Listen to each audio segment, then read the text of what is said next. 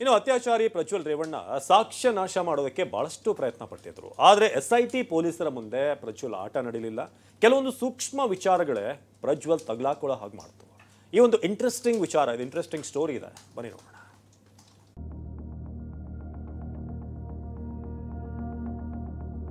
ಜೀವಾವಧಿ ಶಿಕ್ಷೆಯನ್ನ ವಿಧಿಸಿದೆ. ಸಂಪೂರ್ಣ ಜೀವನದುದ್ದಕ್ಕೂ ಜೈಲಿನಲ್ಲಿ ಇರಬೇಕಾಗತ್ತೆ. ದೇಶದ ನ್ಯಾಯಾಂಗ ವ್ಯವಸ್ಥೆ ಬಹಳ ಮಜಬೂತಾಗಿದೆ. ಯಾರು ತಪ್ಪು ಮಾಡಿದ್ದಾರೆ ಅವ್ರು ಶಿಕ್ಷೆ ಅನುಭವಿಸ್ತಾರೆ. ಇದ್ರ ಬಗ್ಗೆ ವಿಷಯದ ಬಗ್ಗೆ ಇನ್ನೇನೋ ಪ್ರಸ್ತಾವನೆ ಮಾಡ್ಲಿಕ್ಕೆ ಹೋಗೋದಿಲ್ಲ.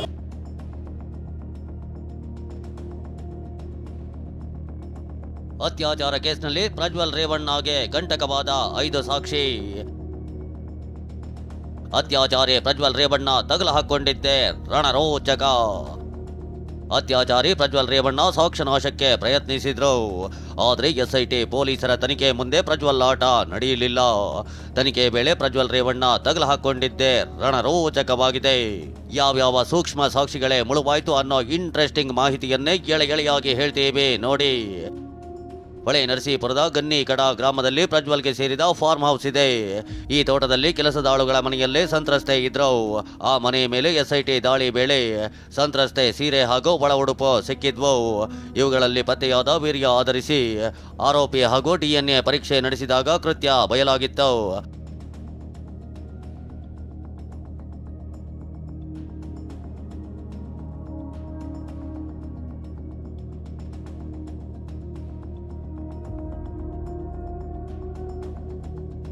ಇನ್ನು ಲೈಂಗಿಕ ದೌರ್ಜನ್ಯದ ವಿಡಿಯೋದಲ್ಲಿ ಸಂತ್ರಸ್ತೆ ಜೊತೆ ಮಾತನಾಡುವ ಪುರುಷನ ಧ್ವನಿ ಕೇಳಿ ಬಂದಿತ್ತು.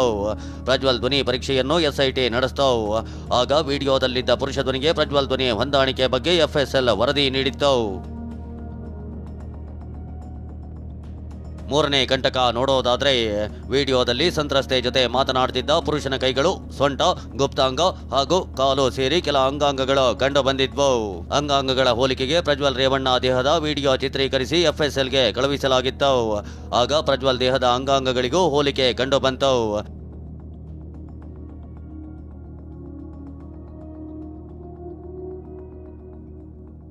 ಇನ್ನು ಪ್ರಜ್ವಲ್ ಮಾಜಿ ಕಾರು ಚಾಲಕ ಕಾರ್ತಿಕ್ ಮೊಬೈಲ್ನನ್ನ SIT ಜಪ್ತಿ ಮಾಡಿತ್ತು.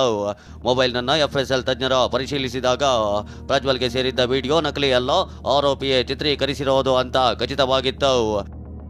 ಇನ್ನು ಸಂತ್ರಸ್ತೆಯನ್ನ ಪ್ರಜ್ವಲ್ ಕುಟುಂಬದವರು ಅಪಹರಿಸಿದ್ರು. ಆಗ ಜೀವ ಭೀತಿಗೊಳಗಾಗಿದ್ದ ಸಂತ್ರಸ್ತೆಯನ್ನ ರಕ್ಷಿಸಿದ SIT ಅಧಿಕಾರಿಗಳು ಆತ್ಮಸ್ಥೈರ್ಯ ತುಂಬಿದ್ರು. ಕೋರ್ಟ್ನಲ್ಲಿ 3 ದಿನಗಳ ವಿಚಾರಣೆ ವೇಳೆ ಸಂತ್ರಸ್ತೆ ಧೈರ್ಯದಿಂದ ಹೇಳಿಕೆ ಕೊಟ್ಟಿದ್ರು. 2 ದಿನಗಳ ಕಾಲ ಸತತವಾಗಿ 8 ಗಂಟೆ ಆಕೆಯನ್ನ ಪ್ರಜ್ವಲ್ ಪರ ವಕೀಲರು ಪ್ರಶ್ನಿಸಿದ್ರು. ಸಂತ್ರಸ್ತೆ ಎದೆಗುಂದಲಿಲ್ಲ. ಪ್ರಜ್ವಲ್ ವಿರುದ್ಧ ಅತ್ಯಾಚಾರ ಪ್ರಕರಣದ ತನಿಖೆ ನಡೆಸಿದ SIT ತಂಡ ಮಹತ್ವದ ದಾಖಲೆಗಳನ್ನು ಕಲೆ ಹಾಕಿತ್ತು. ವಿಡಿಯೋಗಳನ್ನ ಪರಿಶೀಲಿಸಿತ್ತು. ಆದರೆ ಪ್ರಜ್ವಲ್ ಮುಖವಿರದ ವಿಡಿಯೋಗಳಿದ್ವು. ಇದು ಪ್ರಜ್ವಲ್ನದ್ದೇ ವಿಡಿಯೋ ಅಂತ ಸಾಬೀತು ಮಾಡೋದು ಸವಾಲಾಗಿತ್ತು. ಆಗ ತನಿಖಾ ತಂಡ ಬಳಸಿದ್ದೇ ಟರ್ಕಿ ತಂತ್ರಜ್ಞಾನ. ಅದು ಹೇಗೆ ಅಂದರೆ, ವ್ಯಕ್ತಿಯಿಂದ ವ್ಯಕ್ತಿಗೆ ಜನನೇಂದ್ರಿಯಗಳು ಬದಲಾವಣೆ ಇರುತ್ತೆ. ಟರ್ಕಿಯ ತಂತ್ರಜ್ಞಾನದಿಂದ ಪ್ರಜ್ವಲ್ನ ಕರ್ಮಕಾಂಡ ಬಯಲಾಗಿದೆ. ಖಾಸಗಿ ಅಂಗ ಪ್ರಜ್ವಲ್ನದ್ದೇ ಅಂತ ಸಾಬೀತಾಗಿದೆ. ಅದು ಹೇಗೆ ಅಂದರೆ, ಭಾರತದಲ್ಲಿ ಮೊದಲ ಬಾರಿಗೆ ಟರ್ಕಿ ತಂತ್ರಜ್ಞಾನ ಅಂದರೆ ಅನಾಟೋಮಿಕಲ್ ಕಂಪ್ಯಾರಿಸನ್ ತಂತ್ರಜ್ಞಾನ ಬಳಸಲಾಗಿದೆ. ಅದು ಹೇಗೆ ವರ್ಕ್ ಮಾಡುತ್ತೆ ಅಂದರೆ, ಅಶ್ಲೀಲ ವಿಡಿಯೋದ ಸ್ಕ್ರೀನ್ ಶಾಟ್ ತೆಗೆದು ಪರಿಶೀಲನೆ ಮಾಡಲಾಗುತ್ತೆ.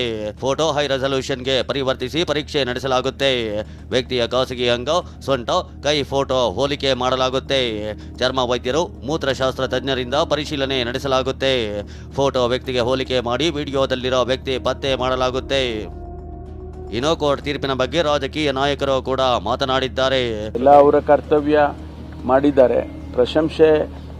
ಪ್ರಶಂಸೆ ಮಾಡುತ್ತೆ ಸರ್ಕಾರ. ಇಲಾಖೆಯಲ್ಲಿ ನಾವೆಲ್ಲ ಪ್ರಶಂಸೆ ಮಾಡ್ತೀವಿ ಅವರಿಗೆ. ದೇಶದ ನ್ಯಾಯಾಂಗ ವ್ಯವಸ್ಥೆ ಬಹಳ ಮಜಬೂತಾಗಿದೆ. ಯಾರು ತಪ್ಪು ಮಾಡಿದ್ದಾರೆ ಅವ್ರು ಶಿಕ್ಷೆ ಅನುಭವಿಸ್ತಾರೆ.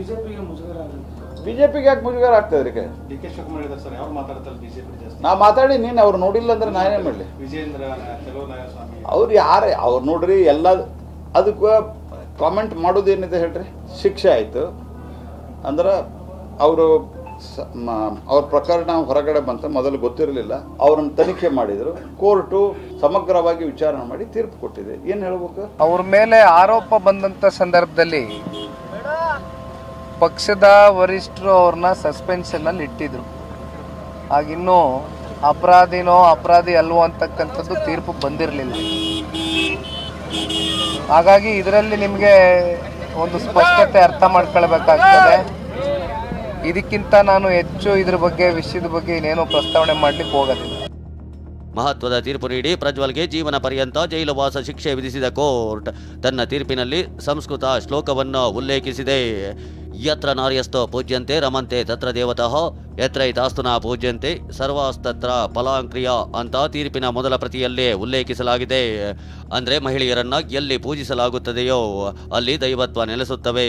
ಇದು ಭಾರತೀಯ ಸಮಾಜದ ಸಾಮಾಜಿಕ ರಚನೆಯ ಮೂಲ ಅಂತ ಬರೆಯಲಾಗಿದೆ. Bureau report, TV9.